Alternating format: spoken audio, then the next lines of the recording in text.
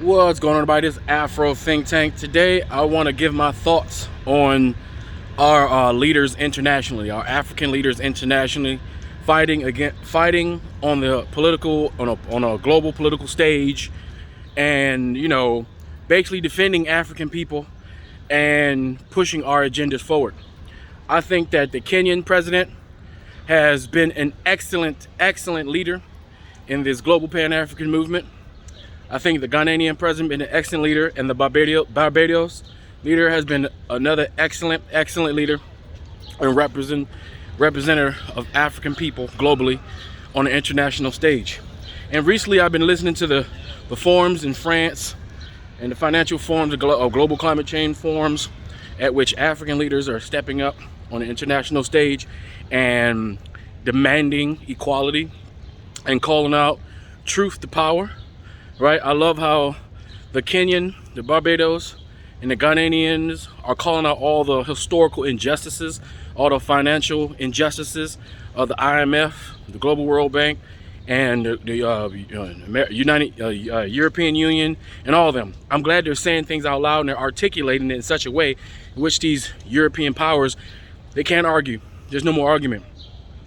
I'm glad that Pan-Africanism, despite the social media, internet, little battles down here in the minor leagues, I'm glad where it actually counts on the big stage internationally. I'm glad that we have competent black leaders that's finally taking a stand and doing what is right in demanding justice and equality and fairness on the global stage, and setting their foot down and telling those Europeans that, hey, we know what you're doing in Africa, calling out every incident and every disparaging error that causes Africa to lose money every year going to Europe. Over $800 billion illegally leaves Africa to go to Europe, right? Through illicit and illegal deals because of the way the countries and the way the financial systems are structured. Because of the destabilization of some of these countries within Africa that's sponsored by these Europeans who sabotage us, while we're trying to get our shit together. You know what I'm saying? So, what's going on, my man? What's up, bro? So, I'm just really glad to see that. And Europeans, look, listen, European leaders, they have an issue, the same issue that the European Americans have here, right? What they don't understand is the power dynamic is changing. They're so spoiled and entitled that they actually believe that the things that they have is because of their hard work and their intelligence, and it's all been done because of them. They still don't recognize the fact that almost everything that they got and achieved is due to the fact of their dubiousness, due to the fact of their thievery, right, of other people's intellectual properties and materials and resources, right? They're so arrogant and fat off the hog that they actually think that they're entitled to all of these things. They think that the system at hand is one which is supposed to be, and that they want to maintain or stay conservative in these policies, right? But the thing is, Africa is not doing that. Africa is a progressive continent. Africa wants to progress, which they are doing, progressing, right? In their financial institutions, in their interrelations with each other as far as in the continent. African leaders are fully aware that we have border issues. They're fully aware that we have trade and tariff issues within the continent that stifles growth, that stifles the ability for different countries within Africa to do business with each other. And they're doing their due diligence right now to untangle that, to make it so that people can do business across African countries easily and seamlessly, the same way they kind of do in Europe, right? So I'm just glad that we have good, competent Pan-African world leaders on the world stage representing black people in a very, very professional, honorable way. And that just leaves me secure that I know that as long as I do my little small part all the way down here, us little peasant, social media guys and us down here, that we are doing the same, that our leaders up there are doing the same thing. So everybody's fighting. And the thing is, these Europeans, they're setting their children up for failure. Because, us Africans, we got long memories like the elephant.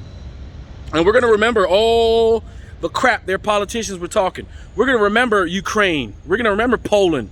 We're going to remember when they were sitting there fighting and killing each other right, with their corrupt governments. Keep in mind, Ukraine government was probably more corrupt than any African government. Politicians more corrupt than any politician in anywhere on the world, right? Right? Same with Russia, right? You got two white European countries killing each other in trench warfare on a massive, bloody, savage, medieval scale, yet they still got the nerve to talk about African people, right? Even though they're sitting there killing each other senselessly for practically nothing but old white male egos for the most part, right? That's what this is all, you know, basically when it boils down to. They're working age people. They're literally killing off their population during a time in which they can't even afford to lose one man, one boy. They need people, but they're killing off the ones that's supposed to be making the babies. So they're going down. And even while they're going down, their arrogance and their egos are so high, they can't even recognize that the sea change is happening in the world. And that soon the African continent will have all the leverage. And we're gonna remember all the shit that they were talking on the way down. All the shit, all the nerve that these Europeans have to still belittle Africans while they are going down, down, down, down, down. And we're sitting here like, okay, all right, you sure? You sure? And we don't have to feel sorry for them, because how many chances have we given them over the past 500 years?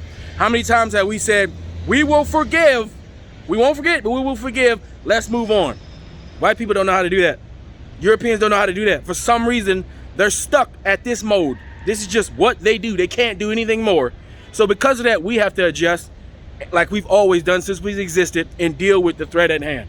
All right. So I'm just glad that we're doing it, despite all these little rogue movements and groups out here that's trying to distract and all that stuff.